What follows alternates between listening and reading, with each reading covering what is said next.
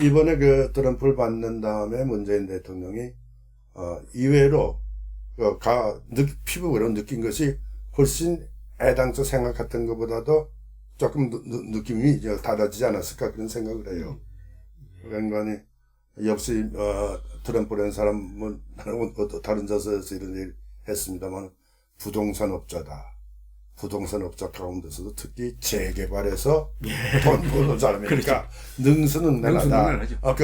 무너진 아파트에 사는 사람 설득시키고 위협도 하고 돈 주고 뇌물도 주고 뭐 이렇게 해서 내쫓고 거기다가 허물고 건물 지어서 부자가 된 사람이니까 국제협약은 잘 모르지만은 그러나 국제협약도 뭐 부동산 계약과 같지 않느냐 이런 생각으로 임하면은 이거 대단히 어렵겠구나 하는 생각을 했는데 이번에 보니까 그 성명서 나오기 전에 얘기한 거는 자기 얘기할 건 다 얘기했더라고요. 그렇습니다. 네? 아주 결례할 정도. 뭐 우리한테는 뭐 있는지 만나 자기 멋대로 떠들었다. 네. 그다음 뭐 그렇다고 해서 공동성명이 조금 많이 해소되긴 됐지만은 그러나 이 정신이 그대로 공동성명과는 별도로 이 발표했던 그 내용을 실천하려고 하겠죠. 트럼프는 말이죠. 그러니까 앞으로도 미국하고의 깊은 협의를 맺는다고 하니까 협의체를 맺는다고 하니까 좀 더 안전보장뿐만 아니라 경제협력 이제 FTA 문제도 이제 나올 거 아닙니까? 좀 더 구체적으로 정부가 노력을 해줬으면 하는 생각이죠. 저도 그런 생각을 들었는데요. 역이용하는 모든 전략 중에서 제일 좋은 게 역이용 전략 아닙니까? 이게 요도에서 업어치기 하는 거 아닙니까?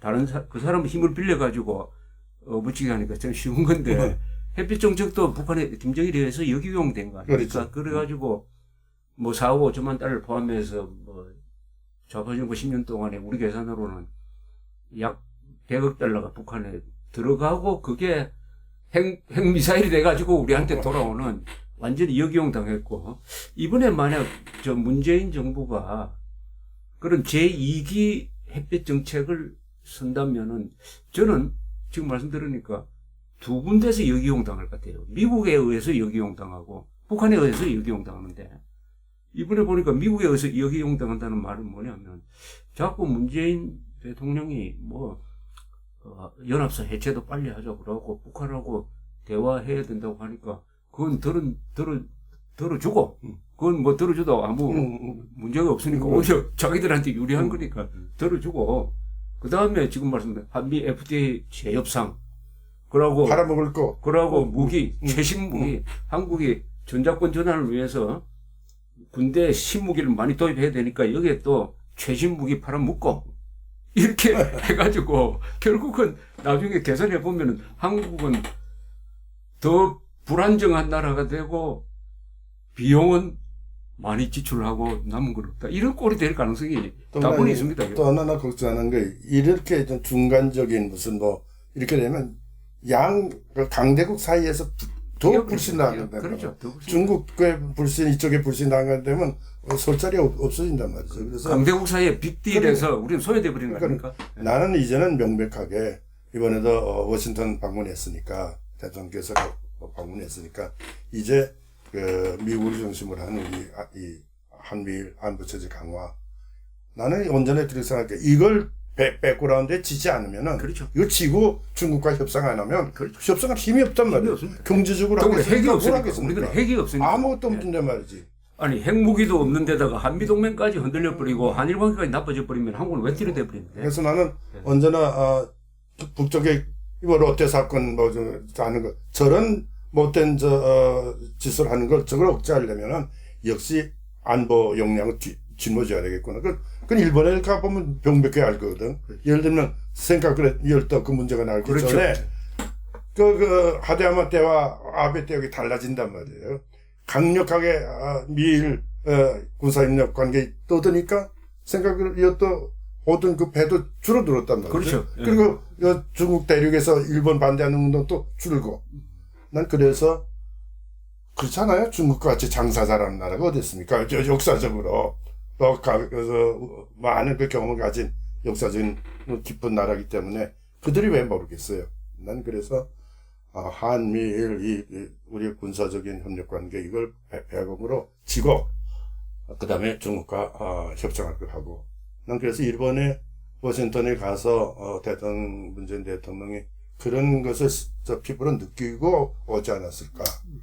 그래서 애당초 선거 전에 얘기했던 거 선거 후에 정책이 좀 바꿔지지 않을까 그런 기대를 갖고 있어요. 뭐 바꿔진 것도 있죠. 뭐 당선되면은 북한에 제일 먼저 가려고 했는데 미국에 제일 먼저 갔고 그다음에 문정인 교수는 과거에 동북아 균형자론이라는 없어지고 재밌는 걸 만들어 가지고 노무현 대통령한테 주입시켜 가지고 노무현 대통령이 자기를 찾아온 곤돌리사 라이스한테 네. 일장 강연을 했다는 거 아닙니까?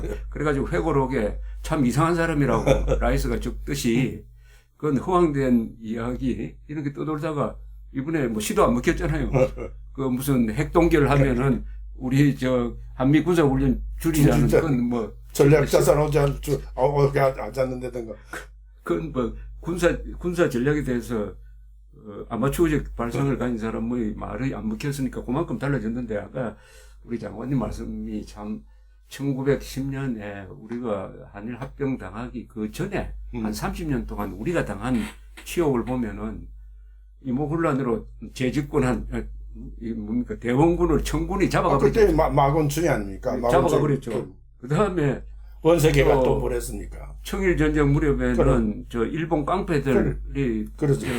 궁정에 난입해가지고 민비 나중에 명성황후로 추존된 민비를 죽이고 시해하고 그 다음에 겁이 난 고종은 러시아로 가고 아관 파천이라 해가지고 바로 옆에 있는 러시아 덕수궁 바로 옆에 공사관으로 있는 가고. 러시아 공사관으로 가서 거기서 한 1년쯤 있고 그러니까 청나라한테 당하고 일본한테 당하고 러시아한테 당하고 그래서 마지막에 희망을 걸었던 미국이 데프라 가츠라 회담을 통해서 밀약을 통해서 한국의 말하자면 지배권을 미국한테 양해를 해버리는 그렇죠. 이러는 사이에 고종은 세상이 어떻게 돌아가는지도 모르고 헤이그에 뭐 밀사 보내면은 우리 이게 해결될 줄 알고 이러다가 망한 것처럼 한국의 문재인 좌파 정부가 고종의 역할을 제발 안 해줬으면 고종의 역할을 제발 안 해줬으면 좋겠다는 거예요. 그 다음에 또 화제를 좀 바꿔서 말입니다. 자, 이제 이게 시급한 문제가 북한의 핵미사일 실전 배치 상황인데, 얼마 전에 김민석 씨라고 이 국방부 대변인 5년 했던 사람이 이제 자유로운 몸이 돼가지고 어디 세미나에서 나와서 딱 정리하던데, 올해 안에 북한이 핵탄두 소형화된 걸 노동미사일에 갖다 붙일 것이다. 그렇게 한 다음에는 북한에 대한 예방 공격 차원의 해결 방식은 안 통할 것이다. 그럼 군사적으로 이걸 해결하려면은 올해 안에 해야 된다. 올해 안에 미국이 한반도 바깥에서 즉 해공군력을 동원해가지고 북한의 핵시설을 두들기는 폭격을 하면은 성공 확률이 자기는 90% 이상이라고 본다. 중국도 그렇게 하는 데 대해서는 외교적 항의밖에 하지 않을 것이다.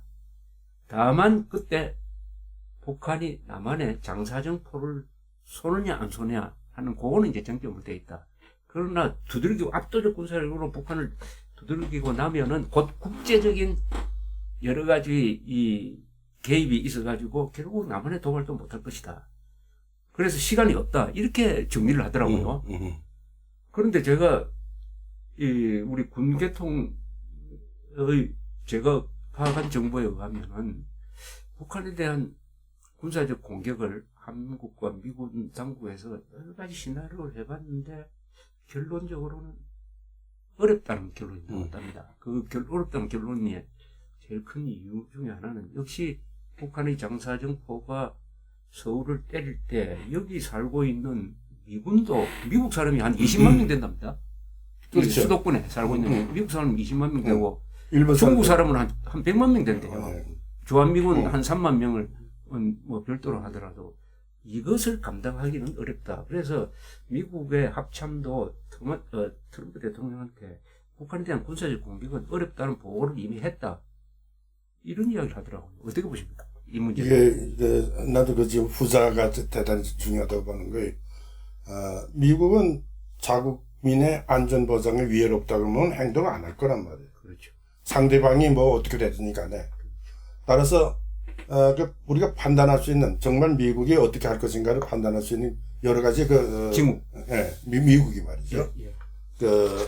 선제 공격을 할 것인가 안 할 것인가를 우리의 눈으로 확인할 수 있는 여러 가지 팩터가 나올 수 있을 거예요. 여기는 여기에는 미군을 어떻게 민간인을 어떻게 소개해 간다든가 또 미군의 병력을 어떻게 철수하거나 뭐 증가시키거나 어떤 무기가 들어온다든가 이런 걸 정확하게 우리가 알아야 될 텐데 가장 중요한 건 나는 아까 얘기한 장사포 문제예요. 예. 만약에 예전에 시진핑하고 4월 달에 트럼프가 만났을 때 시리아에 크루즈 미사일 쏘는 얘기를 하잖아요. 예. 그런 식으로 만약에 미국의 태평양 함대가 대체 4개 항공모함 전단이 여기 와 있단 말이죠.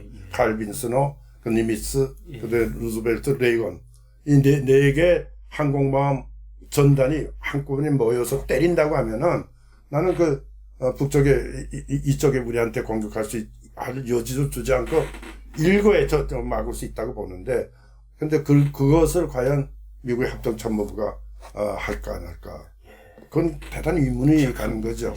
근데 분명한 것은 ICBM에다가 탄두를 해서 미국 본토를 때리겠다는 그 시간은 점점 좁혀지고 한 2, 3년 안으로 그죠. 더구나 나는 한 가지 재미있게 느끼는 것이 세상에 이 지구상에서 미국 본토에 핵폭탄을 떨어뜨리겠다고 한 나라는 2나라밖에 없어요. 예. 하나는 소련이고 하나는 그렇죠. 북한이란 말이에요. 예. 그렇죠. 소련 망했고 예. 북한 이걸 가만두겠느냐 미국서 그런 의문을 가면 그럼 선제공격할 가능성이 있겠구나. 한다고 하면은 우리에게 오는 피해는 이렇게 큰데 이걸 어떻게 막을까?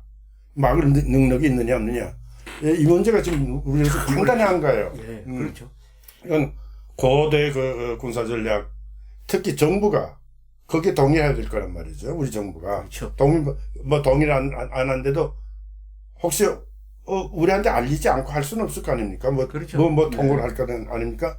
옛날에 우리가 94년도에 생각나지 않습니까? 베리 국방장관이 클린턴 때 북한에 대해 선제공격 문제 논할 때 김영삼 대통령 뭐라고 그랬습니까? 이럴 때는 병사 한 명도 우리가 동원을 할 수 없다는 걸 얘기를 했거든요.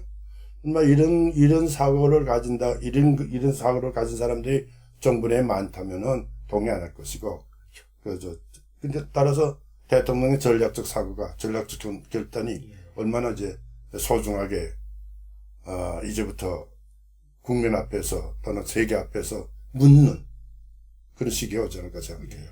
그러니까 폭격하기도 어렵고 안 하기도 어렵죠. 그게 참 딜레마입니다. 네, 하기도 어렵고 안 하. 이거 어떻게 결정내느냐. 안 하면은 그럼 북한이 핵 미사일 실전 배치해가지고 노동 미사일로 한국뿐만 아니라 일본에 대한 공격 능력을 확보했을 때 그때도 과연 때릴 수 있느냐? 그건 어렵겠죠. 어떻게 보십니까?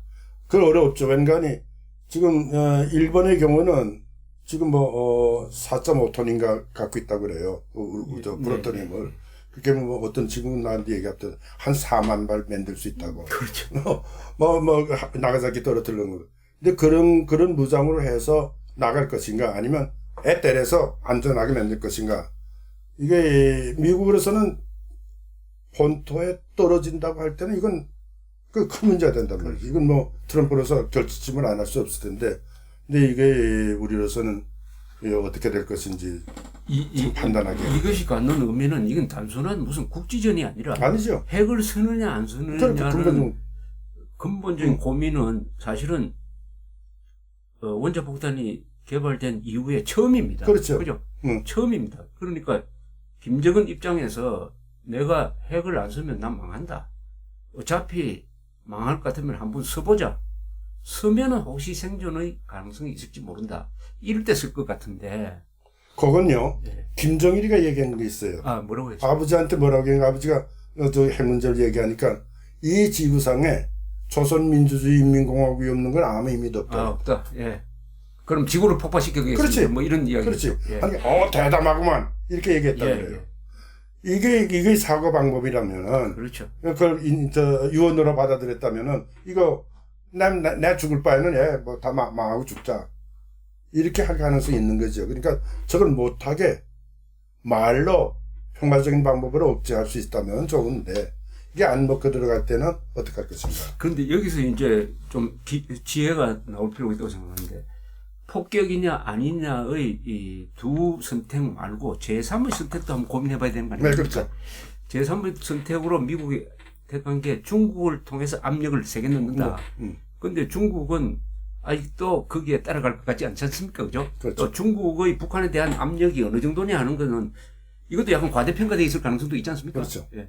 지금까지 과대평가되어 있죠. 내가 이번 동경에서 재미있는 말 들은 게 뭔가 하니, 모태뚱이가 살아있을 때, 예. 모태뚱이가 살아있을 때, 약속을 한 게 있었대요. 그걸 아마 김정은이가, 기억하고 있었던 모양이에요. 그래서 2001년에 만주를 방문하겠다고, 가게 되거든. 김정일이가. 2001년에. 예.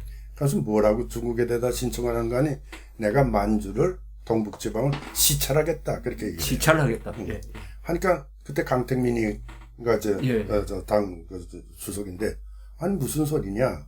외국 사람이 동북지방을 방문했지. 근데 시찰이 무슨 시찰이냐? 그게 얘기를 했어요. 그러니까 모르느냐?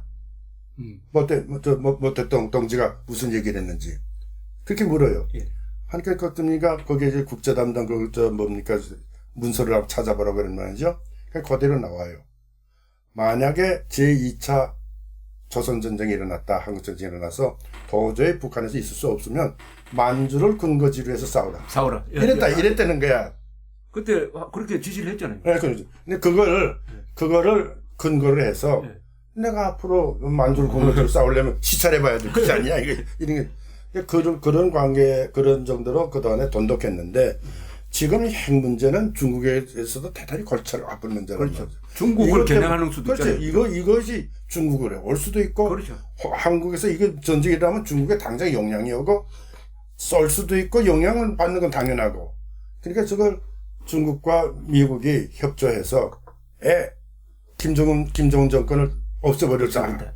그 가능성은 없는 건 아니죠. 근데 나는 정권을, 북쪽의 레짐 체인지라는 말을 많이 들었는데, 레짐 체인지가 돼서 강경주의자가 나온다고 그래도 지금보다는 낫다고 보십니까? 왜? 주체 사상이 없어지니까. 그렇죠. 주체 사상은 김정은이가 나가면은 이제는 이게 없어지야만 북쪽의 행동 사상이 그래서 당내 민주주의랑도 적지만은 좋은 말씀이 된단 말이에요. 당내 민주주의가 사례에게 확대된단 말이죠. 그래서 나는 북쪽의 레짐 체인지의 가능성. 그러니까 군사적 해결 방식에서 정치적 해결 방식으로도 생각을 좀 해보자. 그렇지. 그러니까 정권을 무너뜨리는 게 아니라 김정은을 바꾸는 거죠. 그렇지. 김정은을 바꾸는 여러 가지 공작, 그 중에서는 암살 작전, 참수 작전 다 포함되겠는데 여기에 대해서 공조할 가능성이 있다고 보십니까? 나는 그 가능성이 있다고 보는데 나는 지금 그저 중국과 미국 이 주변 국가뿐만 아니라 나는 우리 정부가 그동안에 보수 정권 한 거에 대해서 못마땅하게 생각하는 거예요. 뭔가니 북쪽의 레짐 체인지의 가능성에 대해서 생각한 사람 한두 명이 아니거든. 그렇죠. 그렇다면 레짐 체인지를 하기 위해서는 북쪽의 내부가 변화될 텐데 그렇죠. 내부를 변화시키기 위한 우리의 작전 개념을 작전을 전개했어야 될 거 아니냐 말이에요. 흔히 얘기하는 심전이죠. 이런 작전을 전략적인 사고 방법을 가지고 작전을 전개했어야 될 텐데 하나도 안 했던 거예요. 그렇죠. 예를 들면 박근혜 대통령 대박이라고 얘기했거든요. 그렇죠. 그렇죠. 대박이지. 10여 명 평방킬로미터 들어오고 면적증가 8천만 인구가 되는데 왜 대박이 아니에요? 근데 어떻게 하면 그쪽으로 앞으로째 갈 것인가? 그런 문제를 좀 더 스타디를 했어야 될 건데. 그렇죠. 그 문제는 그걸 할 수 있는 기구는 지금 국가정보원인데, 그죠? 네. 문제는 국가정보원이 지금 대화의 도구로 가고, 잘못하면은 요새 국정원 개혁하겠다고 무슨 개혁위원회 만들어진 그 구성을 보니까, 미국 CIA 같으면은, 이제는 정보를 안 줘야 되겠구나 하는 생각을 하도록 만드는 이런 방향의 성격 변화가 있으면은 곤란하죠. 이런 대북 정치 공장에는 역시 국정원이 앞장서야 되는데 노하우도 가장 많은데 이 CIA나 이런 데서 따라와야지. 같이 해야죠. 저는 그게 가장 값싸게 해결되는 방식이라고 생각합니다. 네, 근데 그동안에 보수 정권 이명박 박근혜 정부가 7, 8년 동안에 난 저 움직일 줄 알았는데 저는 움직이지 않더라고요. 그러면서 자꾸 정보만 공유하고 어떻게 얘기하는데 그게 안 됩니다. 내가 저 경험자로서 얘기하지만은 정부와 정부 간에 암만 정보 협정이 체결돼도 사람이에요. 그렇죠. 정보 줬는데 그 사람이 받고 돌리면 빼면 안 되니까 신뢰관계가 형성돼야 되거니. 맞아. 정보하는 사람들끼리 이게 형성이 안 된단 말이에요. 그러니까 지금 너무나 우리 강인덕 북한 국장님께서 실무적으로 다뤘던 문제지만은 이게 딱 남북 간의 관계에서 국가 원수를 겨냥해가지고 암살하려고 하는 시도는 북쪽에서 남쪽으로만 향했잖아요. 그렇지. 그걸 제가 기억나는 대로 꼽아 본다면 송추 간첩단 그렇지. 사건. 요게 박 대통령 죽이려고 파병됐고, 그다음에 1960년 6월 현충문 사건. 네, 현충문 사건. 그 부비 출입 같은 거, 아웅산에서 터진 거, 그걸 터졌지. 옥상에서 장치하다가 터져버렸잖아요. 그랬어요. 그러니까 안 터졌으면은 그때 박 대통령 6.25 그 기념식에 큰일 날 참석하려다가 뻔했죠. 돌아가실 뻔했거든. 자, 두 번째죠. 그 다음에 74년 8월 15일 유경수에서 암살 사건. 그 전에 68년에 1.1 사태. 1.1 사태. 1.1 사태. 자, 그럼 네 번입니다. 그 다음에 전두환 대통령 암살 미수인 아웅산 5번. 밝혀진 것만 해도 5번 정도입니다. 그러니까 북한은 딱 참수작전이지 뭐. 그러니까 북한식 참수작전을 우리한테 5번이나 했는데 우리는 그 비슷한 것도 한 번도 안 했다.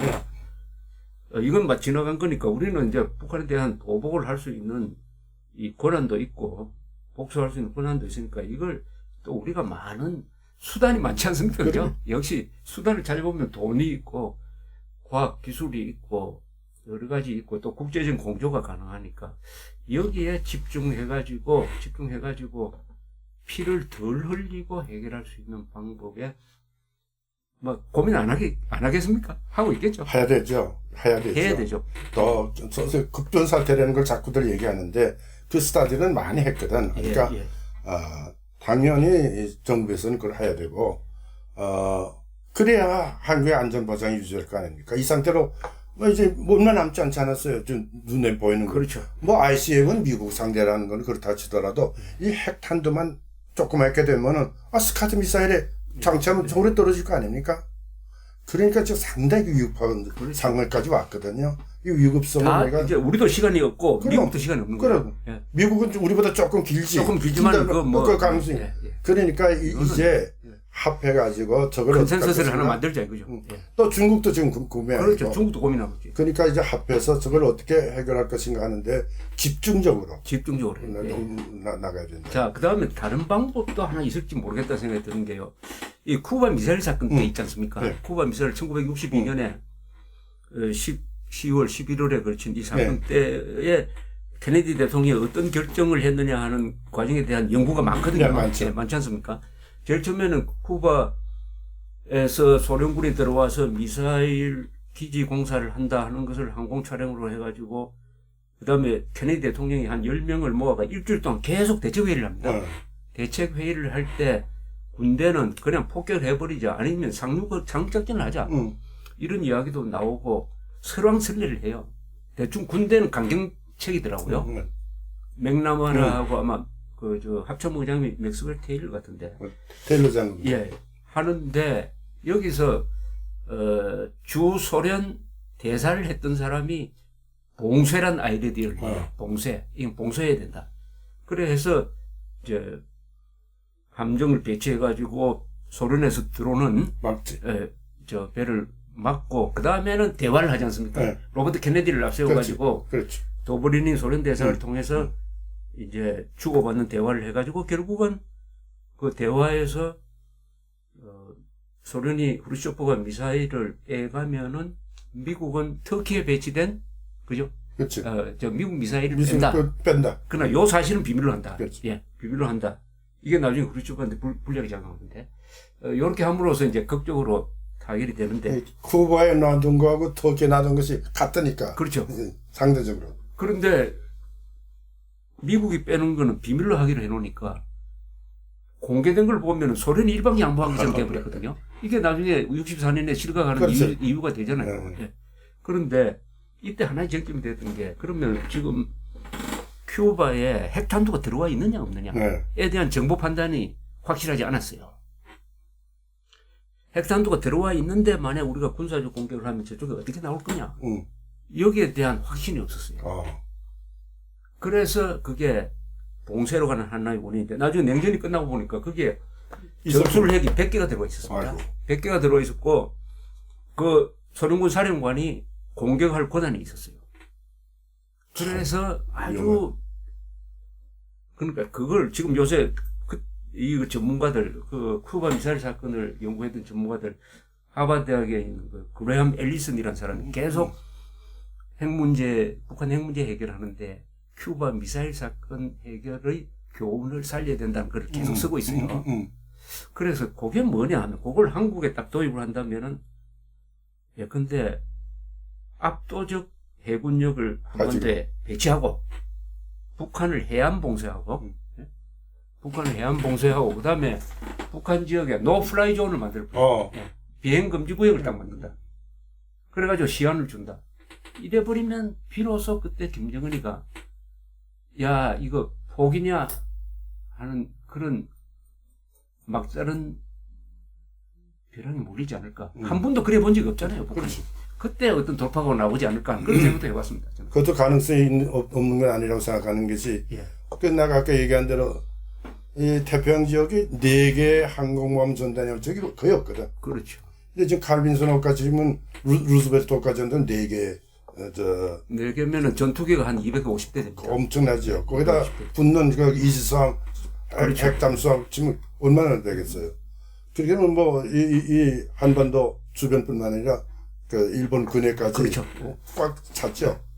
뭐 이렇게 된다면 중국으로서도 그렇죠. 생각을 해야 되겠죠. 그걸 한번 그 상황을 만들어 볼 필요. 그래가지고 막 이 함재기가 평양 상공을 막 저공 비행을 하고 해도 저항을 못할 거 아닙니까? 그렇죠. 저 방공망 저거는 무력화시킬 수 있으니까. 과거에 이 사실인지 잘 확인을 못했는데 내가 도쿄에 있을 때 뭐 F-22가 평양 상공까지 갔다가 나온다. 스텔스 그 전투기가 그 얘기를 하더라고. 제가 이건 뭐 비밀도 아니겠네. 제가 저 공군 레이더 사이트에서 공부했는데 60년대 말에서 70년대 초에 그때 SR-71인지 뭔지 SR-71일 거예요. 북한 상공 막 지났습니다. 그렇지. 네. 그건 무슨 격추가 안 되니까. 그래. 근데 그때 재밌는 게 뭡니까 오키나와에서 뜨면은 저쪽 놈들이 숨어라 하고 그래서 그러니까 그런 압도적 군사력을 배치해가지고 딱 최후 통첩하는 그렇게 해서 이 방법도 중국을 하여금 어떡할래? 할 수 없다 이런 말이야. 그러니까 여러 가지 옵션을 지금 트럼프 대통령 얘기가 옵션을 뭐 여러 가지 작성해 놨다니까 그 옵션이 몇 가지가 되는지 우리로서는 전망할 길이 없단 말이죠. 그렇죠. 이제 전략하는 사람들끼리 만나서 구체적으로 하나하나 따져보면 나오겠죠. 오늘 강장관님 모시고 이야기를 하니까 무궁무진한데 앞으로 계속 좀 한번 보시겠습니다. 특히 오늘 말씀드린 것 중에 아주 머리에 남는 게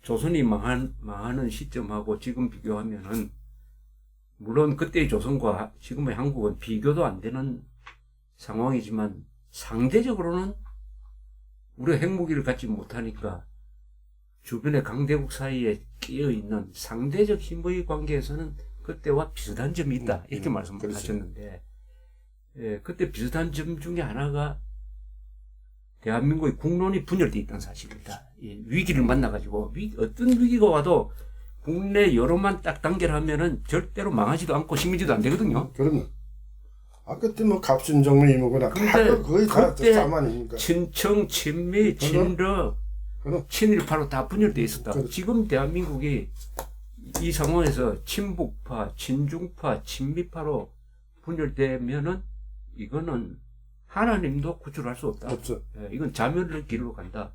그럼 누가 통합을 할 거냐? 그것은 문재인 대통령이 됩니다. 그렇죠. 통합이라는 게 막연하게 되는 게 아니고, 그래서 헌법, 대통령은 헌법 이외의 눈을 가져서는 안 된다고 링컨이 이야기했으니까, 우리 대통령이 헌법 잘 읽어보고, 자신한테 부여된 헌법적 의무가 뭔지, 이걸 좀 잘 알았으면 좋겠습니다. 받겠습니다. 뭐 마지막으로 하실 말씀 없습니까? 나는 그런 의미에서 이번에 저 워싱턴 방문이 본인에게도 굉장히 큰 뭐라고 할까 도움을 주지 않았을까. 예. 그래서 지금까지 선거운동 기간에 떠들었던 그 얘기를 많이 내놨던 것이 상당히 수정되기를 바랍니다. 아이고, 감사합니다. 네, 고맙습니다. 다 문재인 대통령이 잘 되기를 바라네요. 예. 감사합니다. 고맙습니다. 그게 대한민국이 잘 되는 방향입니다. 아이고, 정말 고맙습니다. 고맙습니다. 네, 고맙습니다.